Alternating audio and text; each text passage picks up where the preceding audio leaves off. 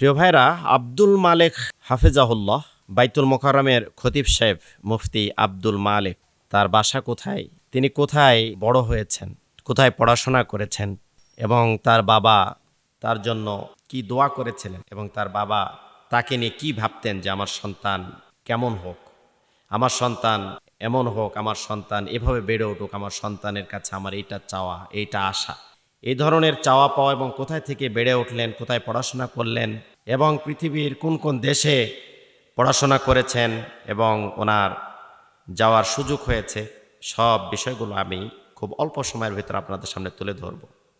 তার আগে বলি, যার ফেসের দিকে তাকালে, যার চেহারার দিকে তাকালে, যার পায়ের দিকে তাকালে, তার জুতার দিকে তাকালে, তার পোশাকের দিকে তাকালে মনে পড়ে যায় সেই হাফসি আফ্রিকার কালো কুৎসিত হজরতে বেলালের কথা। হজরতে বেলাল ছিল না চেহারা, ছিল না পোশাক, ছিল না অর্থ সম্পদ, কিন্তু হজরত বেলাল জ্ঞানে, যোগ্যতায়, নম্রতা, ভদ্রতায়, আদব কায়দায়, সম্মান, ইজ্জত আলা একজন মানুষ আল্লাহ সুবহানাহু বারাক তাআলা হজরত বেলালকে কবুল করেছিলেন।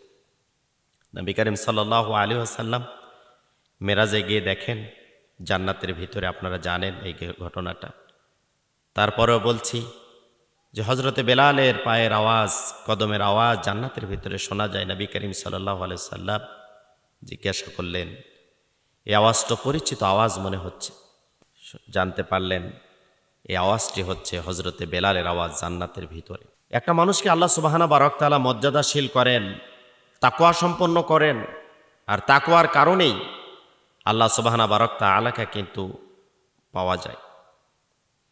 এজন্য হজরতে বেলালের মতোই কিছু বোঝার মতো, কিছু দেখার মতো 2025 সালে এসেও আমরা দেখতে পাচ্ছি, যার দুনিয়ার কোনো চাকচিক্যময় ভালোবাসা, দুনিয়ার কোনো ধরনের বিলাসিতা মুফতি আব্দুল মালেক দামাত বারকাতুহুমের ভেতরে নাই।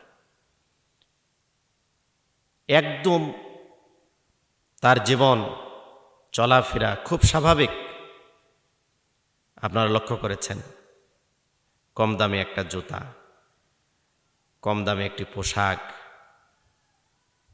কম দামি তার টুপি, ইচ্ছা করলে ব্র্যান্ডের ভালো গাড়ি, ব্র্যান্ডের ভালো জুতা, ব্র্যান্ডের পোশাক উনি কিন্তু পরতে পারেন, কিন্তু পরেন না। দিন শেষে একটি চিন্তাই করেন, কি হবে এগুলোতে, চলে যেতে হবে সব ছেড়ে। ডাকনাম যশ খ্যাতি পৃথিবীর সবাই বাহবা দিতে পারে, মৃত্যুর পরে যদি ফেরেশতারা বাহবা দিয়ে জান্নাতে না নিয়ে যায়, আল্লাহর কাছে যদি আমি পারমিশন না পাই জান্নাতে যাওয়ার, তাহলে আমার এই দুনিয়াতে এগুলোর কি?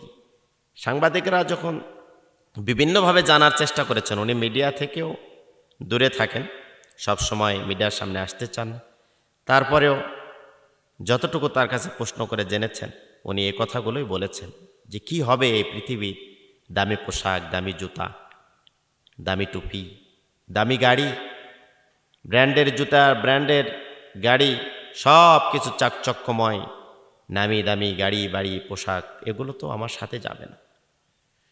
বরঞ্চ পরকালীন বিষয়টা যদি আমার দামি কোনো আমি কিছু পেয়ে যাই, জান্নাত পেয়ে যাই, কবরে যদি মুক্তি পেয়ে যাই, পুলচারাতে যদি মুক্তি পেয়ে যাই, কিয়ামতের ময়দানে যদি আমি মুক্তি পেয়ে যাই, এগুলোই হচ্ছে আমাদের কাছে, আমার কাছে সবচাইতে বড় পাওয়া। প্রিয় ভাইরা, মুফতি আব্দুল মালেক দামাত বারকাতুহুম, ওনার বাড়ি কুমিল্লার লাকসাম সারাসগ্রাম। 1969 সালে কুমিল্লার লাকসাম সারাসপুরে ওনার বাসা। 1959 সালে উনি জন্মগ্রহণ করেন। তার বাবা শামসুল হক একজন আলেম ছিলেন।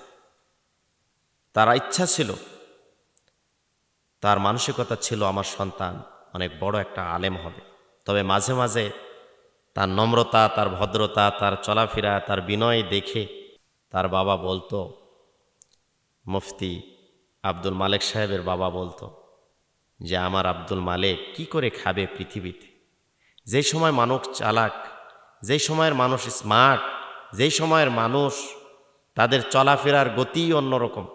সেই সময় আমার আব্দুল মালেক, তার ধীর গতি চলা, তার চিন্তা ভাবনা, তার ওঠা বসা পোশাক, এই আব্দুল মালেক কি করে খাবে আর কি এ পৃথিবীতে কি করবে তাকে নিয়ে একটা টেনশন।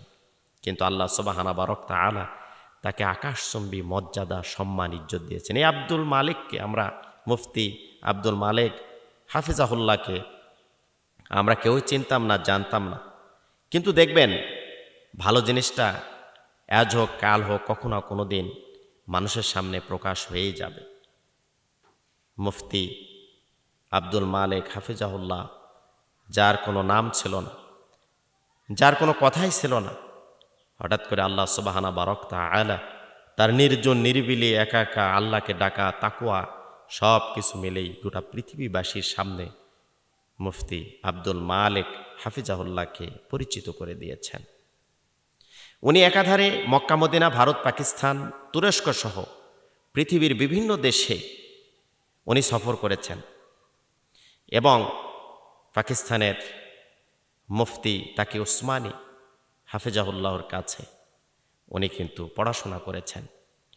মক্কা মদিনার বড় বড় ইসলামিক স্কলার, তাদের কাছে উনি পড়াশোনা করেছেন এবং যেই যেই শিক্ষকের কাছে উনি পড়াশোনা করেছেন, পৃথিবীর শ্রেষ্ঠ আলেম মুফতি মুহাদ্দিসদের কাছে উনি যাওয়ার সুযোগ পেয়েছেন এবং উপমহাদেশের বর্তমানে সবচাইতে বড় আলেম মুফতি আব্দুল মালেক হাফিজাহুল্লাহ। কিন্তু ছোট্ট মানুষ, নিরহংকার মানুষ, নম্র মানুষ, ভদ্র মানুষ, বিনয়ী মানুষ, যার ভিতরে, যার কাছে, যার পাশে আমরা যদি না যাই, না বসি, কথা না বলি, তাহলে কেউ বুঝতে পারবে না যে এই মানুষটাকে আল্লাহ সুবহানাহু বারাক তাআলা এত গুণে গুণান্বিত করেছেন।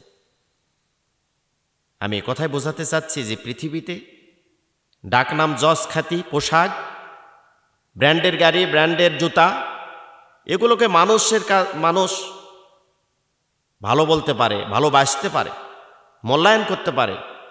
কিন্তু আমার আমল, আমার তাকওয়া যদি না থাকে, আমি যদি পরহেজগারিতা আমার মধ্যে না থাকে, আমাদের ভিতরে যদি আল্লাহ ভীতি না থাকে, আমাদের ভিতরে যদি আল্লাহর ভয় যদি না থাকে, আল্লাহর কাছে যদি আমরা দামি হতে না পারি, তাহলে পরকালে আমাদের জন্য অন্ধকার। পৃথিবীতে যে যতই বাহবা দিক, কবর থেকে শুরু করে ফুলচিরাত পরকাল, এবং আমরা জাহান্নামের দিকে আমরা ধাপিত হব।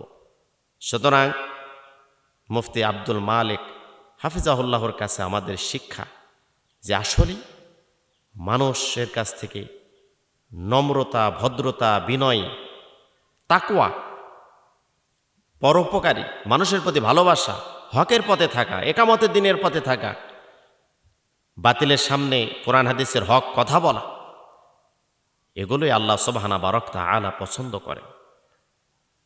তাকে আপনারা দেখবেন, তার জুতা, তার পোশাক, তার পাঞ্জাবি, তার টুপি, তার চেহারা, এত নিরহংকার মানুষ।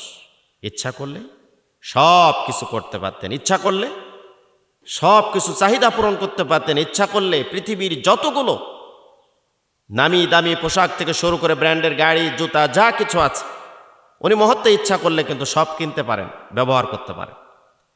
কিন্তু তার একটাই চিন্তা চেতনা যে আমি এগুলো কি করব, আমাকে তো একদিন চলে যেতে হবে। চলে গেছেন অনেক।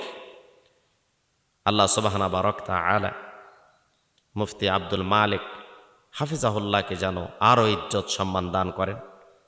উনি আমাদের সর্বোচ্চ বাইতুল মুকাররম জাতীয় মসজিদের খতিব সাহেব, উনি ভালো কথা বলেন এবং উপমহাদেশের শ্রেষ্ঠ আলেমের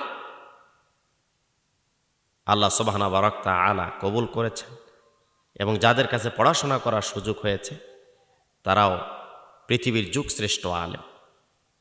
আমরাও চেষ্টা করব নম্র, ভদ্র, বিনয় হওয়ার জন্য।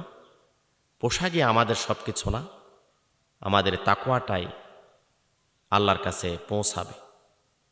আল্লাহ সুবহানাহু বারাক তাআলা আমাদের সবাইকে নম্র, ভদ্র, বিনয়ী হওয়ার তৌফিক দান করুন, নিরহংকারী মানুষ হওয়ার তৌফিক দান করুন এবং দুনিয়াতে যেন সম্মান ইজ্জত দান করেন, পরকালেও আল্লাহ সুবহানাহু বারাক তাআলা যেন আমাদেরকে মাফ করে জান্নাতুল ফেরদাউস নসিব করেন। সকলে বলছে আমিন।